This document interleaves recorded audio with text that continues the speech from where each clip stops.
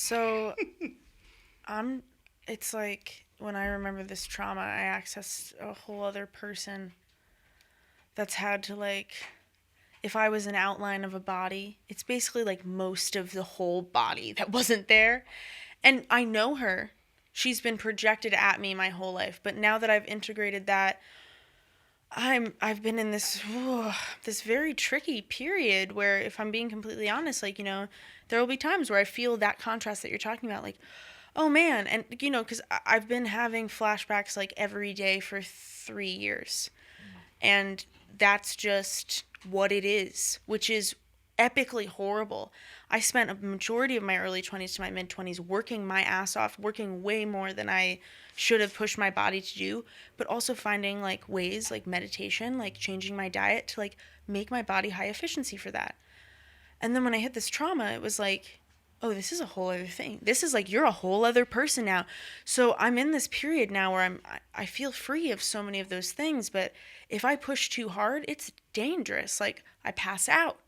Like, it's just like I really can't fuck with it. And so the only way to actually know if that contrast is there and that I'm not like illuminating something more than necessarily is to go so slow. And that is the worst. Yeah. because every time I check in with it, it's like, nope, even slower, even slower, even slower. And that's what I realized meditation is like, for me, or what I'm attaining with it, is that like, yeah, I've had extreme moments of enlightenment, extreme joy, extreme transmission of things, I think, through creating that opening. But the more that it's helping me do is just get closer to stillness. And stillness is scary. Yeah, it is. Because it's just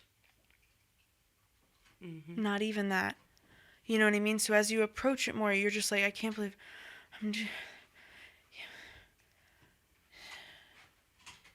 it's weird. It's weird. So I'm getting to this point where like, the only thing that I can put out there is, and being impeccable with my word by being my best, is like going so slow that like the things are right there.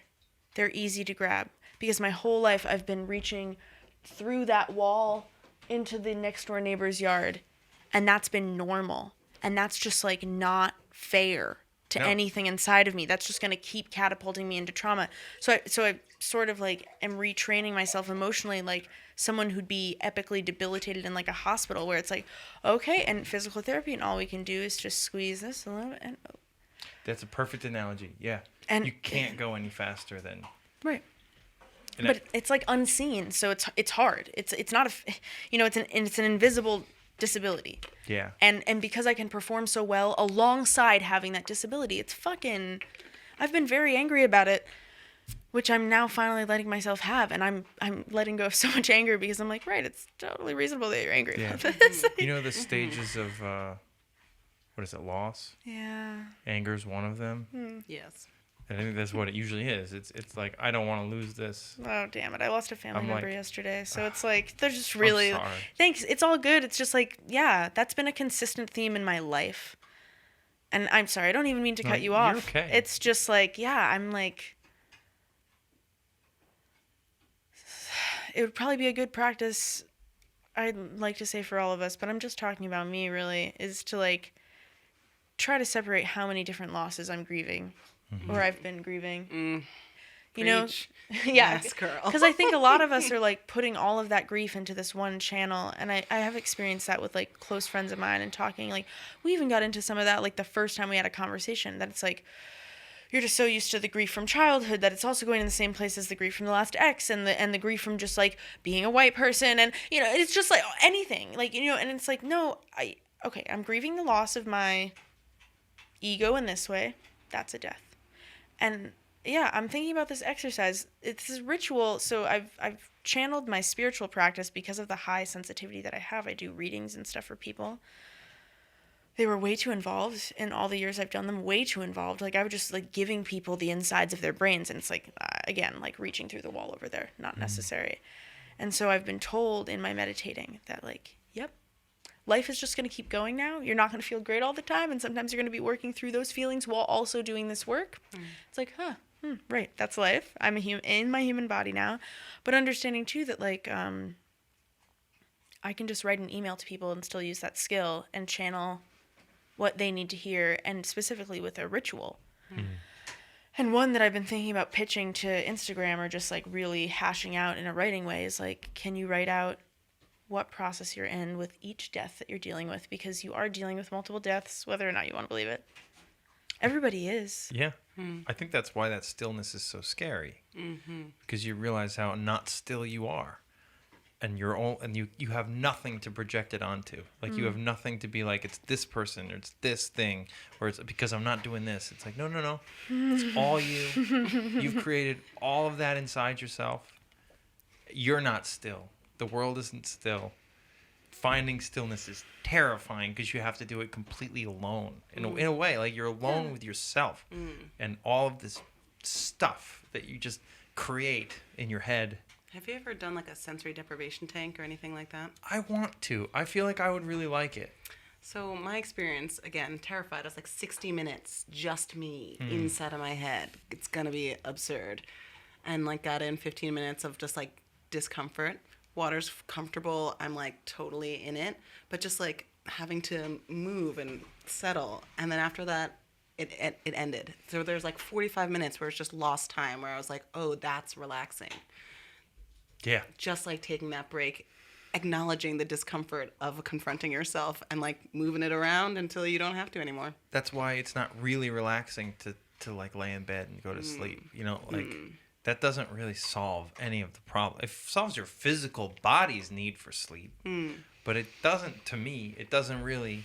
It's not a full It doesn't rest. help you relax in any other way. It's, you know what I mean? I personally love sleeping. I do too. But do you know what I mean? Like, Yes, yeah, it's- like yes. you can go, if you're in a reasonably good mental state and you go to sleep, you'll wake up feeling refreshed.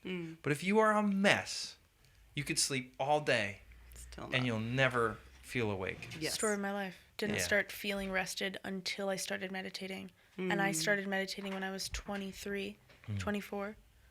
Yeah. So, and it's like, what would happen when I'd meditate, and I tell people this, please follow through. If anybody's watching this, please follow through on this one thing. If when you begin meditating, carve out big sections of time. Because if you fall asleep, you need that sleep. Yeah, that's true. You're getting it in a place that you haven't been able to get that rest. And when in the first 2 years of me meditating, I would just fall asleep for an hour to 5 hours. And I would Jesus. let it happen. And like, I don't think I could have recovered any or been able to work through any of this trauma if I hadn't let my brain do that. My brain wouldn't have been relaxed enough to even be able to show me that stuff and have me feel safe enough, which is a good indicator of how far I've come. Yay me, you know, but like, Rock and roll.